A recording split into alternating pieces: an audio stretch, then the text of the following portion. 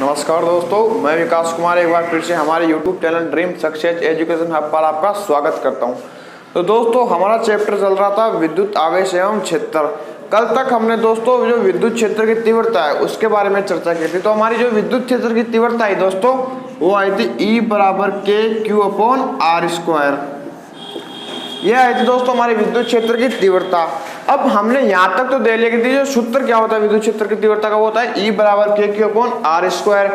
अब इनमें जो E है यानी कि विद्युत क्षेत्र है और जो इसके बीच की दूरी है यानी कि R², इन दोनों के मध्य क्या संबंध होता है, इनका ग्राफ क्या होता है दोस्तों, तो आज हम उसकी चर्चा करते हैं थोड़ी सी। तो E समानुपाती हो गया 1/R² के, क्योंकि सूत्र के हिसाब से दिख रहा है कि अगर E बढ़ेगा, क्या अगर E बढ़ेगा तो R घटेगा और अगर R बढ़ेगा तो E घटेगा। ठीक है, यानी कि R और E एक दूसरे क्या होते हैं, विद्युत क्रमानुपाती। अब दोस्तों जो E और R है, क्या E और R, इन दोनों के मध्य ग्राफ क्या बनेगा, तो जैसे ये ग्राफ है, ये E है दोस्तों, ये R है, तो इन दोनों के मध्य दोस्तों दो ग्राफ बनेंगे। और वो दो कौन कौन से किस प्रकार बनेंगे, जैसे एक तो बनेगा दोस्तों ये इस प्रकार ग्राफ बनेगा इनके, क्या E समानुपाती 1/R², यानी कि E किसके बीच क्रमानुपाती है, R² के। अब इन दोनों के मध्य एक ग्राफ तो ये बना दोस्तों हमारे पास, क्या कि ऐसे E बढ़ रहा है और तो R घट रहा है, यानी कि एक ग्राफ ये बन गया। और दूसरा ग्राफ दोस्तों हमारे पास बनेगा वो इस प्रकार बनेगा। ये तो ओनली E और R के बीच का ग्राफ है और दोस्तों ये है E और R² के। तो ये दो ग्राफ बनेंगे दोस्तों हमारे किस सूत्र से, E बराबर KQ/R²। ठीक है, तो ये तो हो गया दोस्तों हमारे जो विद्युत क्षेत्र की तीव्रता थी। कौन सी क्या थी विद्युत क्षेत्र की तीव्रता, E बराबर KQ/R²। तो दोस्तों ये तो हमारा विद्युत क्षेत्र की तीव्रता हो गई थी। अब हम आज याद करते हैं दोस्तों आवेशों की निकाय के कारण विद्युत क्षेत्र की तीव्रता। तो दोस्तों आज का हमारा टॉपिक है आवेशों के निकाय के कारण विद्युत क्षेत्र की तीव्रता।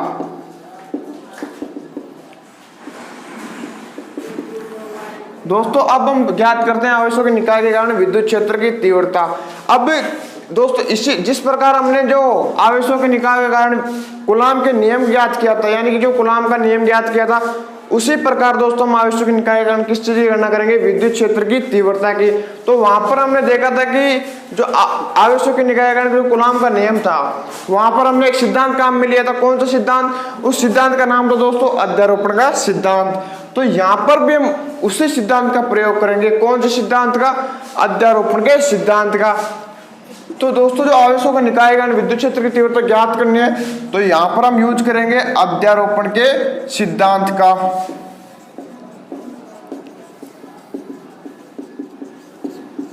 किस चीज का प्रयोग करेंगे दोस्तों, अध्यारोपण के सिद्धांत है। क्यों, क्योंकि हमें क्या ज्ञात करना है, आवेशों के निकाय के कारण विद्युत क्षेत्र की तीव्रता। अब दोस्तों यहाँ पर जो अध्यारोपण का सिद्धांत है, जिस प्रकार कूलाम के नियम में हुआ था उसी प्रकार यहाँ पर भी इसकी परिभाषा, यानी कि ये परिभाषा सेम है, कुछ एक दो वर्ड का चेंज है। तो अध्यारोपण का सिद्धांत क्या हो गया दोस्तों, कि किसी बिंदु आवेश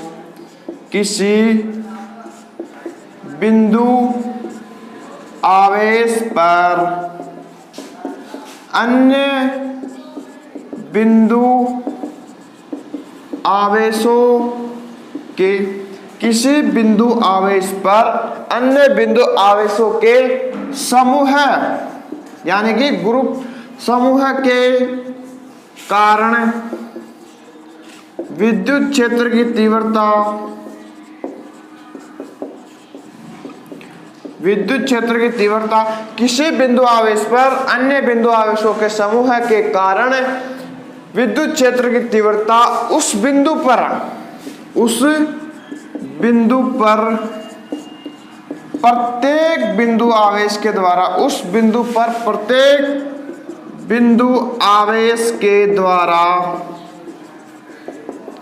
विद्युत क्षेत्र की तीव्रता के सदिश योग के बराबर या तुल्य होती है। ठीक है दोस्तों, तो ये किसका सिद्धांत हो गया? अध्यारोपण का सिद्धांत। तो अध्यारोपण का सिद्धांत क्या है दोस्तों कि किसी बिंदु आवेश पर अन्य बिंदु आवेशों के समूह के कारण विद्युत क्षेत्र की तीव्रता, यानी कि एक बिंदु आवेश है उस पर अन्य जितने भी बिंदु आवेश है उनके द्वारा उनका एक ग्रुप बनाएंगे, उसके द्वारा जो उस बिंदु आवेश पर जो उनके कारण विद्युत क्षेत्र की तीव्रता होगी, वो विद्युत क्षेत्र की तीव्रता उस बिंदु आवेश पर अलग अलग, वहां पर जो समूह था यहाँ पर अलग अलग बिंदु आवेशों के कारण जो विद्युत क्षेत्र की तीव्रता होती है वो क्या होती है दोस्तों? सदिश योग के बराबर होती है। तो ये हो गया दोस्तों किसी बिंदु आवेश पर अन्य बिंदु आवेशों के समूह के कारण विद्युत क्षेत्र की जो तीव्रता है वो उस बिंदु पर प्रत्येक बिंदु आवेश के द्वारा विद्युत क्षेत्र की तीव्रता के सदिश योग के क्या होते हैं दोस्तों? बराबर होती है। तो ये तो हो गया अध्यारोपण का सिद्धांत। अब हम देखते हैं कि जो अध्यारोपण का सिद्धांत है इसका जो न्यूमेरिकल वैल्यू आ जाए वो किस प्रकार ज्ञात करेंगे और जो इसका फाइनली सूत्र आएगा दोस्तों वो किस प्रकार आएगा। तो अब हम देखते हैं अध्यारोपण का सिद्धांत। तो ये हमारे पास एक डायग्राम है, ठीक है, ये हमारी जेड एक्स, ये एक्स एक्स और ये है वाई एक्स, ठीक है। यानी कि हमने तीनों तलों में एक डायग्राम बना दिया, 3D में बना दिया। एक है जेड एक्स, एक है एक्स एक्स, एक है वाई एक्स। ये हमारे पास दोस्तों बिंदु आवेश है, एक है Q1, Q2, Q3 और एक है Q1, ठीक है। Q1, Q2, Q3 ये हमारे बिंदु आवेश है जो अलग अलग है। इनके द्वारा दोस्तों एक बिंदु आवेश है जिसको हम बोलते हैं परीक्षण आवेश, जिसका मान है Q नोड, ठीक है। तो इन अलग अलग बिंदु आवेशों के कारण जो Q नोड पर विद्युत क्षेत्र की तीव्रता होगी वो विद्युत क्षेत्र की तीव्रता इन अलग अलग बिंदु आवेशों के द्वारा होने वाले विद्युत क्षेत्रता के सदिश योग की क्या होगी दोस्तों? बराबर होगी। तो Q1 के द्वारा Q नोड पर विद्युत क्षेत्र की तीव्रता होगी वो होगी E1, ठीक है। Q1 के द्वारा Q नोड पर होगी E1, Q2 के द्वारा होगी दोस्तों E2 और Q3 के द्वारा होगी E3।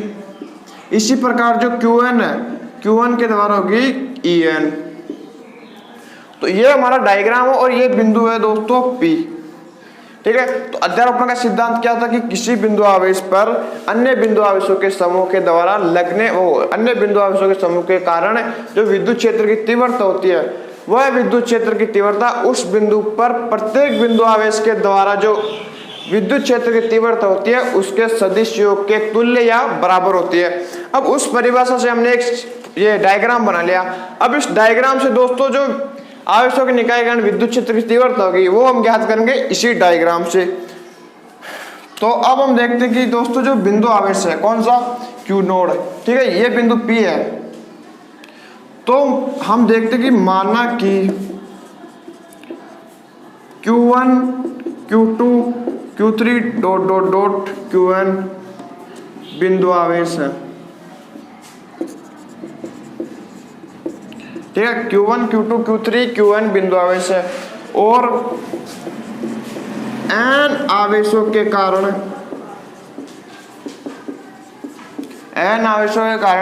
विद्युत क्षेत्र की तीव्रता हमें क्या करनी है दोस्तों? ज्ञात करनी है। यानी कि हमारे पास आवेश है कितने? n आवेश है, Q1, Q2, Q3 dot dot dot Q1 आवेश है। हमें n आवेशों के कारण क्या ज्ञात करने? विद्युत क्षेत्र की तीव्रता, और वो भी किस पर दोस्तों? जो P बिंदु पर एक हमारे पास आवेश है जिसको हम बोलते हैं परीक्षण आवेश और उसका मान क्या है? Q node. तो अब जो आवेश होगा यानी कि जैसे Q1 के द्वारा दोस्तों जो विद्युत क्षेत्र की तीव्रता होगी वो होगी E1, लेकिन Q1, Q2, Q3, Qn तो इन जो आवेश है बिंदु आवेश है इन आवेशों के समूह के कारण जो दोस्तों विद्युत क्षेत्र की तीव्रता होगी वो होगी E, ठीक है। तो आवेशों के समूह के कारण विद्युत क्षेत्र की तीव्रता, ठीक है दोस्तों, आवेशों के समूह के कारण विद्युत क्षेत्र की तीव्रता क्या होगी? तो वो होगी E, ठीक है। यानी कि इन सभी आवेशों के कारण इस परीक्षण आवेश पर जो विद्युत क्षेत्र की तीव्रता होगी वो होगी E, और E बराबर होगा दोस्तों E1। यानी कि हमने अध्यारोपण के सिद्धांत में पढ़ा कि उस बिंदु पर अलग अलग जो भी मतलब बिंदु आवेश है उनके द्वारा विद्युत क्षेत्र की तीव्रता उन बिंदु आवेशों के सदिश योग की क्या होती है दोस्तों, बराबर। तो यहाँ पर E बराबर होगा E1 plus E2 plus E3 dot dot dot plus En। तो ये हमें ज्ञात करना है क्या, E बराबर E1 plus E2 plus E3 plus dot dot En। अब यहाँ पर दोस्तों जो E1 होगा यानी कि जो E1 E2 E3 En का मान निकालेंगे हम, वो किस प्रकार निकालेंगे, वो जो कल हमने विद्युत क्षेत्र का एक फॉर्मूला पढ़ा था और उस फॉर्मूला का जो सूत्र है वो है E बराबर KQ upon R square. E बराबर KQ अपॉन R स्क्वायर। इस फॉर्मूले से हम यहाँ पर मान रखेंगे अलग अलग। तो अब हम देखते हैं कि जो मान आएगा दोस्तों वो किस प्रकार आएगा। तो हम जो आवेशों के निकाय कारण विद्युत क्षेत्र की तीव्रता ज्ञात कर रहे हैं वो किस सिद्धांत पर ज्ञात कर रहे हैं, अध्यारोपण के सिद्धांत पर।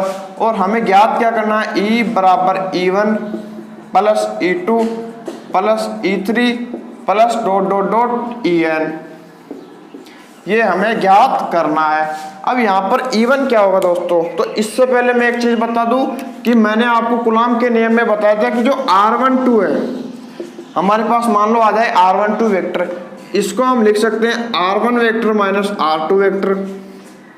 अगर ये मान नेगेटिव यानी कि ऋणात्मक आए तो हम इसको लिखेंगे R12 वेक्टर का मोड बराबर R1 vector minus R2 vector का मोड। तो ये मान क्या हो जाएगा, धनात्मक हो जाएगा। तो इस प्रकार जो E1 होगा, तो E1 कितना आएगा, यहाँ पर E1 आ जाएगा हमारे पास K। अब दोस्तों Q, ये फॉर्मूला है E बराबर KQ अपॉन R स्क्वायर। तो यहाँ पर Q कितना है, Q है Q1, क्योंकि Q1 किस पर विद्युत क्षेत्र की तीव्रता लगाता है, Q0 पर। तो यहाँ पर रखेंगे हम Q1, KQ1। अब नीचे दोस्तों R स्क्वायर है, तो R स्क्वायर यानी कि इस Q1 का स्थिति सदिश कौन सा है दोस्तों, तो Q1 का तो है R1, इसका है R2, इसका है R3 और इसका है Rn वेक्टर। ये इसके क्या है, स्थिति सदिश। तो इन बिंदु आवेशों के स्थिति सदिश कौन कौन है, R1 vector, R2 vector, R3 vector और Rn वेक्टर। तो यहाँ पर दोस्तों E बराबर KQ1 तो लिख लिया हमने। अब नीचे हम लिखेंगे R01 वेक्टर का स्क्वायर, ठीक है, R01 वेक्टर का स्क्वायर। और इसके हम दोस्तों मोड लगाएंगे, क्योंकि ये मान क्या हो सकता है, नेगेटिव आ सकता है। दोस्तों अगर नेगेटिव मान आता है तो हम यहाँ पर एक चीज लिखते हैं क्या, R01, ठीक है। ये मान हमारे पास क्या है, E बराबर KQ1 अपॉन R01 का स्क्वायर, ठीक है। अब हमारे पास दोस्तों ये मान आ गए। अब हम यहाँ पर जो R1 कैप यानी कि ये कैप है, क्या है, R कैप 01, इसको दोस्तों हम लिखते हैं एकांक सदिश और इसका मान होता है R01 vector upon R01 vector का मोड। तो इसकी जगह हम क्या रखेंगे दोस्तों, R01 कैप की जगह R01 vector upon R01 vector का मोड, ठीक है। तो अब हम इसका मान जब इसमें रखेंगे तो ये हो जाएगा KQ1 अपॉन, ये हमारे पास है R01 वेक्टर का मोड का स्क्वायर। इसकी जगह हम ये रखेंगे R01 vector upon R01 vector का मोड। अब इसको हम इससे जो सोल्व करेंगे दोस्तों तो ये हो जाएगा हमारे पास KQ1 अपॉन, ये हो जाएगा R01 वेक्टर का क्यूब, क्योंकि एक ये और दो घात ये है, तो आधार समान हो तो घात क्या हो जाती है, जुड़ जाती है। और इनटू में दोस्तों R01 वेक्टर, ठीक है। तो ये हमारे पास किसका मान आ गया, E1 का। इसी प्रकार दोस्तों E2 का मान आ जाएगा, E3 का मान आ जाएगा, En का मान आ जाएगा। और हम मान निकालने के बाद हमें इस जो समीकरण बना हमारे पास इसमें रखते जाएंगे। तो E1 का मान आ गया हमारे पास KQ1 अपॉन R01 वेक्टर का मोड, उसका फिर क्या है क्यूब, और इनटू में R01 वेक्टर। तो E1 बराबर रखेंगे हम दोस्तों KQ1 अपॉन R01 वेक्टर का क्यूब इनटू R01 वेक्टर। ठीक है, ये तो हमने किसका मान रख दिया, E1 का। किस प्रकार, अभी मैंने आपको ज्ञात करके बताया कि E बराबर होता है KQ/R²। R वहां पर इसका स्थिति सदिश है जिसको हम लिखेंगे R01 वेक्टर के हिसाब से, और नीचे स्क्वायर लगाएंगे। अगर नीचे आप सदिश राशि लिखते हैं तो उसके इंटो में आप एक एकांक सदिश लिखते हैं जिसको हम बोलते हैं जैसे R01 कैप। अब R01 कैप किसके बराबर हो गया, वो हो गया R01 vector upon R01 vector का मोड। तो ये तो हमारे पास आ गया E1। इसी प्रकार E2 आ जाएगा, वो आएगा KQ2 upon R02 dot R02 vector. अब दोस्तों इस प्रकार दोस्तों ये वैल्यू आगे चलती रहेगी, तो plus dot dot dot EN का मान हो जाएगा KQN अपॉन R0N वेक्टर का क्यूब इंटू R0N वेक्टर। ये मान आ गया हमारे पास E का, जो हमें ज्ञात करना था। अब इसको आगे सोल्व करते हैं दोस्तों हम। तो यहाँ पर एक चीज कॉमन है, क्या, K। तो K हमारे पास है कॉमन, तो अंदर बच जाएगा Q1 अपॉन R01 वेक्टर का मोड उसका cube into R01 vector plus, ये तो हमारे पास आ गया E1 में K कॉमन लेने के बाद यहाँ पर बच जाएगा Q2 अपॉन R02 वेक्टर का cube dot R02 vector plus dot dot dot Q1 upon R0N vector का क्यूब डॉट R0N वेक्टर। तो ये हमारे पास किसका मान आएगा, E के। अब इसको हम थोड़ा आगे और सोल्व करते हैं। K का मान कितना होता है, तो K का मान मैंने आपको कूलॉम के नियम में बताया था 1/4 पाई एप्सिलॉन नोड। ये किसका मान है, K का मान। तो K का मान कहाँ रखेंगे हम, यहाँ पर 1/4 पाई एप्सिलॉन नोड। अब दोस्तों यहाँ पर जो Q1 है, यानी कि इस मान को हमें सरल करने के लिए हम लिखाएंगे सिग्मा, और सिग्मा में भी जो जैसे हम लिखेंगे QI। ठीक है, I एक मान है, वो अभी समझा दूंगा कि I का मान क्या से लेकर कहाँ तक होता है। तो QI, अब नीचे लिखेंगे R0। तो दोस्तों 0 तो सभी में है, लेकिन ये R1 R2 R3 ये मान बढ़ते जा रहे हैं। तो यहाँ पर रखूंगा मैं R0I इसका वेक्टर क्यूब। अब यहाँ पर मैं R0I वेक्टर। अब मैं देखता हूं कि I का मान हम कहां से लेकर कहां तक रख सकते हैं। तो दोस्तों I का मान स्टार्ट है 1 से, यानी कि Q1 Q2 Q3 Q1 R01 R02 R0N। तो I का मान रखूंगा मैं 1 से लेकर N तक। तो ये हमारे पास किसका मान आ गया दोस्तों, E का। तो E का मान कितना है हमारे पास, 1/4 pi epsilon sigma QI upon R0I का क्यूब इंटू R0I का वेक्टर, जहां I का मान कहां से लेकर कहां तक है, I का मान है 1 से लेकर N तक। तो ये हो गया दोस्तों हमारे आवेशों के निकाय के कारण विद्युत क्षेत्र की तीव्रता ज्ञात करना। तो हमने देखा कि जो आवेशों के निकाय के कारण विद्युत क्षेत्र की तीव्रता है उसको ज्ञात करने के लिए हम अध्यारोपण के सिद्धांत का उपयोग करेंगे, और अध्यारोपण के सिद्धांत के हिसाब से हमारे पास आया E बराबर E1 plus E2 plus E3। और इसी प्रकार हम दोस्तों एक डायग्राम बनाया हमने, जहां पर हमें स्थिर बिंदु आवेश दे रखे थे Q1 Q2 Q3 dot dot N। एक आवेश दे रखा था हमें Q नोड, जिसको हम बोलते हैं प्रेक्षण आवेश। अब इन सभी आवेशों के कारण इस पर जो विद्युत क्षेत्र की तीव्रता होगी वो होगी E1 E2 E3 EN। और दोस्तों हमारे पास जो अध्यारोपण के सिद्धांत से फॉर्मूला आया E बराबर E1 plus E2 plus E3 dot dot EN। अब हम यहाँ पर E1 और E2 E3 इनका मान रखेंगे किससे, विद्युत क्षेत्र की तीव्रता से। और विद्युत क्षेत्र की तीव्रता होती है KQ अपॉन R²। और इस प्रकार हमने ये मान रख दिया। हमारे पास जो अंतिम यानी कि आवेशों के निकाय कारण विद्युत क्षेत्र की तीव्रता आई, वो आई 1/4 pi epsilon node QI upon R0I का क्यूब इंटू R0I का वेक्टर, जहां पर I का मान 1 से लेकर N तक है। तो दोस्तों आज तक हम यहीं पढ़ेंगे। ठीक है दोस्तों।